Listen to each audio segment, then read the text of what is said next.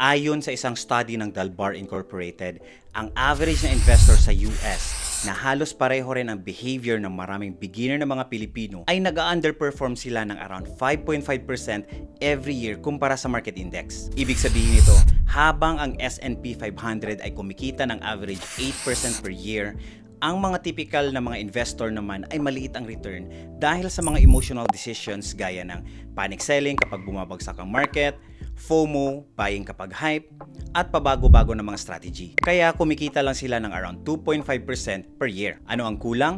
Tamang strategy at disiplina. In this video, pag-uusapan natin ang 12 most common mistakes na ginagawa ng mga beginner investor at paano mo sila maiiwasan para hindi masayang ang pera, ang oras at confidence mo. And I am pretty sure makaka-relate ka sa ilan dito kasi halos lahat ng mga beginners na pagdaanan ito.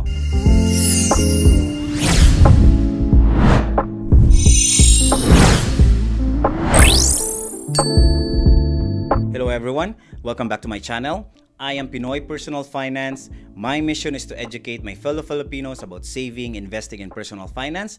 Please don't forget to hit that subscribe button and click that notification bell para lagi kang updated sa mga videos ko. So grab a pen and paper and simulan na natin. Ito ang 12 common stock market mistakes na ginagawa ng mga beginner investors. Check mo, baka may ginagawa ka rin dito at baka ito din yung rason kung bakit hindi ka pa kumikita sa investments mo. Number 1, investing without plan. Around 80% ng mga beginner investors ay tumatalon agad sa stock market kahit wala pa silang malinaw na plano. Yung tipong nakita lang nila na trending ang GameStop or may nagsabing buy this now sa mga TikTok or sa mga Facebook group, bibili agad sila ng walang tanong-tanong. Ang problema kasi dito, kapag wala kang plano na sinusunod, bawat desisyon mo sa investing ay hula lang. Sa Pinoy Personal Finance kasi, meron tayong sinusunod na rule bago ka bumili ng kahit anong investment. Una, para saan ito? Or ano ang goal mo? Every peso you invest should have a purpose. Retirement fund ba ito? Pang down payment ng bahay?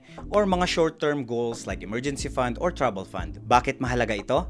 Kapag malinaw ang goal mo, mas madaling pumili ng tamang investment. Kasi hindi lahat ng mga investment ay bagay sa short term. At hindi rin lahat ng investment bagay sa long term. Pangalawa, gaano mo katagal balak i-hold ang investment or ano ang time horizon mo? Kailan mo babalak gamitin ang pera? Kung within 1 to 5 years lang, hindi mo dapat ilagay sa stock market kasi masyado itong risky at volatile. Pero kung ang goal mo naman ay 5 to 10 years or more, pwede mong ilagay sa stocks or equity index funds kasi may time ka para makabawi sa market pag nag-dip ito or nag-crash. Pangatlo, ano ang risk level na kaya mo or risk tolerance? Kaya mo bang matulog ng mahimbing kahit bumagsak ang market ng 20%? Kung hindi mo kaya, baka mas bagay sa iyo ang mga conservative funds, balanced funds, bonds, or even cash equivalent sa mga investment. Pero kung kaya mo naman tiisin ang market volatility, then mas okay mag-invest sa stock market, sa index fund, mga equity-focused na mga portfolios. Ang risk tolerance kasi is not about numbers. It's about emotions. Kasi kahit gaano kaganda ang investment mo sa papel, kung hindi mo ma-handle emotionally, madali kang magpapanic sell. Kung hindi mo kayang sagutin ang tatlong tanong na to, goal, time horizon, and risk tolerance, hindi ka pa ready para mag-invest. Investing without a plan is not investing. It's a gambling. Kilalanin mo muna ang sarili mo bilang investor. Start with education.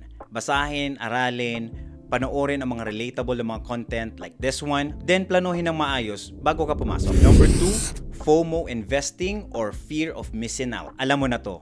Yung biglang nag-viral ang isang stock tapos madaming nagpo-post sa Facebook or TikTok na buy now. Yung mga, Hala, ang daming kumikita sa GameStop. OMG, si Tesla is up 30%. Sayang. so ano ang ginagawa ng iba? Bumibili rin kahit hindi nila naiintindihan kung ano talaga ang binibili nila. Yan ang classic case ng FOMO investing. Nag-i-invest ka hindi dahil pinag-isipan mo, kundi dahil ayaw mong maiwan or fear of missing out. Kadalasan kasi, kapag narinig mo na sikat na yung isang stock, malamang tapos na ang malaking galaw nun. Ibig sabihin, mataas na ang presyo by the time na nabalitaan mo. So kung sumabay ka sa hype, tapos biglang lumamig ang balita or bumagsak ang stock market, ikaw ang naiipit sa taas. Yung iba, napapabenta pa ng palugi out of panic, kaya imbes na kumita, nauuwi sa stress at saka sa loss. Kung hindi mo naintindihan ang business, ang risk, at ang reason sa pagtaas ng presyo, huwag kang mag-invest. Ang hype kasi, pansamantala lang yan. Pero ang loss, matagal bago makabawi or minsan hindi na talaga. Hindi mo kailangan sumabay sa lahat. Mas okay na maiwan ka sa hype kesa masunog sa hype. Marami kasi sa atin gusto ng mabilis ang kita. Pero yung mabagal at boring na investment strategy ang madalas ang pinakasolid. Yung tipong consistent ka lang, nag-i-invest every month kahit walang balita or kahit walang trending. Tapos over time, yun ang nagko-compound, yun ang lumalaki. Ang tunay na investor kasi hindi nakiki-FOMO kasi nakafocus sa sariling plano, sariling goals, at sariling strategy. At yan ang sekreto ng mga long-term winners sa investing. Number 3, the market timing trap. Narinig mo na ba ang mga salitang Hihintayin kong bumagsak ang stock market, saka ako papasok. or Bibili ako sa lowest na presyo, tapos ibebenta ko sa taas para malaki ang profit. sounds familiar? Maraming beginners ang mga ganitong mindset. Spoiler alert! Even expert investors or fund managers fail to time the market consistently. Sila na yung mga full-time professionals pero nahihirapan pa din. Paano na tayong mga regular investors lang? Hindi mo kayang hulaan kung kailan tataas o kailan bababa ang stock market. Ayon sa real data ng JP Morgan, covering the last 20 years from 2024 to 2023, kung fully invested ka sa market sa buong panahon na yon, ang average return mo sana ay nasa 10.6%. Pero kung na-miss mo ang 10 best days sa market, bumababa agad ang return mo sa 6.4%. Almost kalahati ang nawala dahil sa maling timing. At ang masakit, 7 out of those best 10 days usually happen right after the worst days. Ibig sabihin, habang nagpa-panic selling ang iba, yung market biglang bumabawi. Kaya kung lagi kang nagba-buy and sell o naghihintay ng perfect timing bago mag-invest, malaki ang chance na na-miss mo na ang gains. Kasi hindi ito about timing the market. It's about time in the market. Mas mahalaga na consistent ka lang, tuloy-tuloy, kesa pilit mong hinuhulaan yung highs at saka lows. Kaya stay invested, stay consistent, let your money grow kahit hindi perfect ang timing mo. Ito ang simpleng solusyon na tinatawag na consistent investing. PCA or Peso Cost Averaging or DCA, Dollar Cost Averaging. Instead of trying to perfectly time the market, invest small amounts regularly, monthly, bi-weekly, or whenever you receive your income. Ibig sabihin, kapag mataas ang presyo ng stock or ETF sa fixed budget mo, you can buy fewer shares. Pero kapag mababa naman ang presyo, you can buy more shares. Meaning, hindi mo kailangan hulaan kung kailan ang perfect time para pumasok. Just keep buying regularly, stay invested, ignore the short-term noise. Sa dulo, it's not about timing the market, it's about time in the market. Number 4, emotional investing. Ang fear kasi equals to panic selling. Kapag bumabagsak ang market, maraming mga beginners ang nagpa-panic sell o nagbebenta agad ng mga investment nila kahit lugi. Pero here's the truth. The biggest losses often happens when you sell at the bottom out of fear. For example, noong COVID crash ng 2020, maraming investor ang nagbenta habang bumabagsak ang market. Pero in just few months later, nag-full recovery ang stocks and even reach the all-time highs. Yung mga nag-hold, kumita. Pero yung mga natakot, nalugi at naiwan pa. Ang greed naman is equals to overconfidence buying. Kapag sunod-sunod ang taas ng stock, minsan thinking natin, Sayang, dapat mas malaki ang nilagay ko. Dadagdagan ko pa ngayon. pero minsan, masyado na itong overpriced. And that's when the correction happens. Greed often makes people buy too much too late. Ang stock market kasi ay parang roller coaster. Meron itong ups, meron din itong down. Sabi nga nila, the people who get hurt on a roller coaster are the ones who jump off in the middle. Ganun din ang investing because real wealth is built through consistency, patience, and discipline. Number 5, no diversification. Bakit delikado ang mag-all-in sa isang stock lang? Kahit gaano pa kalaki ang isang company, walang 100% guaranteed na safe. Yes, kumikita sila ngayon. Pero pwedeng magbago ang market trends, palitan ng leadership, o magka-recession ang economy. At kung nakafocus lang ang investment mo sa isang stocks or industry, lahat ng galaw nun ramdam ng buong portfolio mo. Isang bad earnings report lang or negative news, pwedeng malaki agad ang bagsak ng investment mo. Kaya mahalagang diversified ka to spread your risk. Hindi mo kailangan maging aggressive para kumita. Ang kailangan mo ay disiplina at strategy. You need to remember, protect your capital at all times. Kasi sa investing, it's not about getting rich quick. It's about staying rich for the long term. Ang diversification is your first defense against risk. It won't make you rich overnight, pero it helps you protect your portfolio from downturn market. Kaya tandaan, kahit gaano mo pa kakabisado ang isang market or stock, don't bet everything on it. Number 6, unrealistic expectation. Maraming mga bagong investor ang pumapasok sa stock market thinking quick money ito, doble pera in 1 year. Pero sa totoo lang, ang stock market ay hindi katulad ng crypto. Hindi ito sugal at hindi rin ito get rich quick scheme. Ang S&P 500 average return over the past 30 years is around 7 to 10% per year. That includes the bull market and the market crashes. So kung inaasahan mo ay 50% or even 100% in 12 months, unrealistic yan. And that's dangerous. When you expect too much kasi, you take more risk than you can handle. You invest in hype stocks or even scams. Tapos pag hindi naman na-meet ang expectation mo, magpa-panic sell ka kaagad. The result, hindi ka lang lugi. Discourage ka na sa pag-i-invest. Aim for at least 6 to 8% average return yearly. Focus sa long-term game and let the compounding do the heavy lifting. Wealth building is a marathon, not a sprint. 7. Blind following sa gurus or influencers. Ano ba ang problema with copying the influencers? Hindi mo kasi alam ang context ng portfolio nila. Baka aggressive sila na investor, tapos ikaw conservative. Baka may milyon sila na assets, or ikaw nagsisimula ka pa lang. Or maybe hindi mo alam ang time horizon nila, baka long term sila, tapos ikaw gusto mo lang short term. Or worst, sponsored content pala. Kung hindi mo naiintindihan ang binibili mo, hindi mo rin malalaman kung kailan ka lalabas o mag-hold. Noong year 2021, maraming mga influencers ang nag-post ng mga buy this now videos. Tapos may mga Pinoy na bumili ng mga crypto, tokens, mga meme stocks, or even penny stocks. Dahil lang sa word na recommendation daw. Few months later, nag-crash ang market. And guess what? Yung mga influencers, tahimik na, pero ikaw, naiwan. Kaya before you invest anything like stock, ETF, crypto, or even real estate, learn and understand first. Not just copy and hope. Hindi porke trending or may nagsabi na maganda,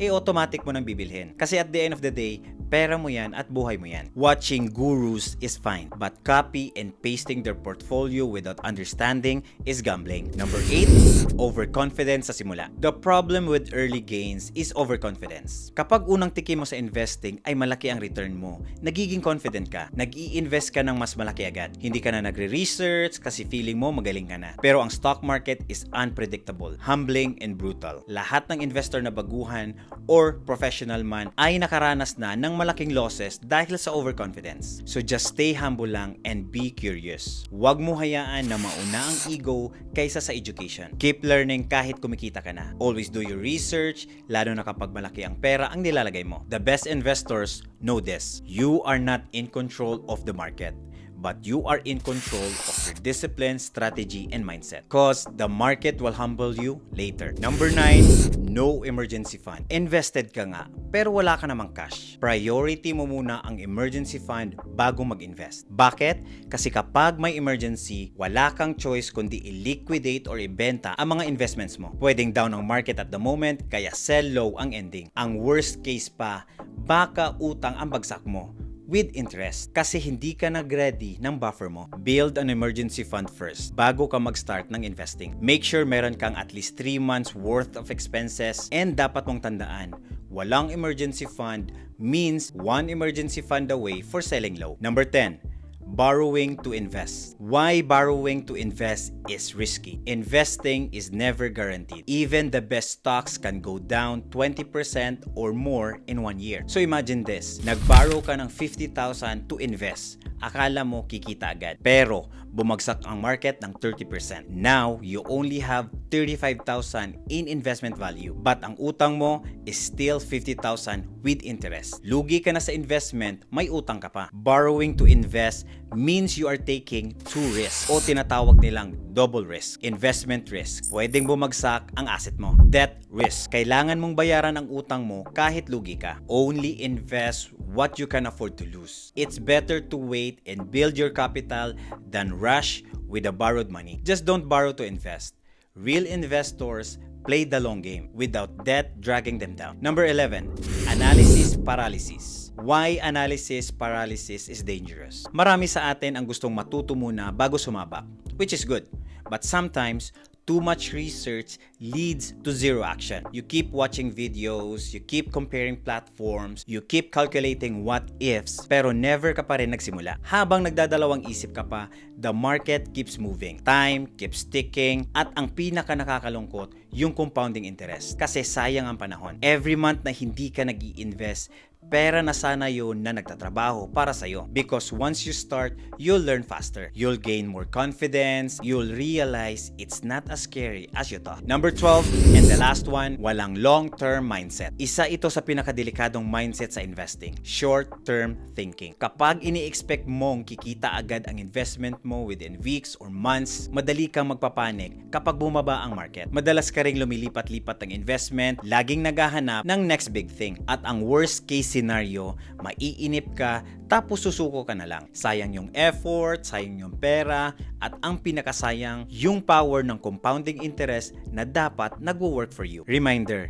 investing is a marathon, not a sprint. Yung consistent na may pasensya, sila yung nananalo in long run. Before you invest, tanungin mo muna ang sarili mo. Kaya ko bang hawakan ito for 5 to 10 years? Or kaya ko bang hindi galawin ito kahit may down years? Because that's where the magic happens. That's where compound growth build real wealth. That's how you turn your small money into big money. Slowly but surely. Ang investing kasi ay hindi get rich quick. Pero ito ay get rich for sure. Kung tama ang strategy mo at consistent ka. Kahit maliit pa ang puhunan mo ngayon, basta you are willing to learn, panalo ka. And kung nalilito ka pa rin sa simula, I am here to help you. Meron akong one-on-one coaching sa mga Filipino here in Canada. Tutulungan kitang mag-plan ng goals mo, i-maximize sa mga TFSA, RSP, or kahit anong investment account para may peace of mind ka. Just click the link in the description or in the comment below dahil kung mas maaga ka magsimula, mas may chance kang makamit ang tunay na financial freedom. And that's it po for this video. If you found this video helpful,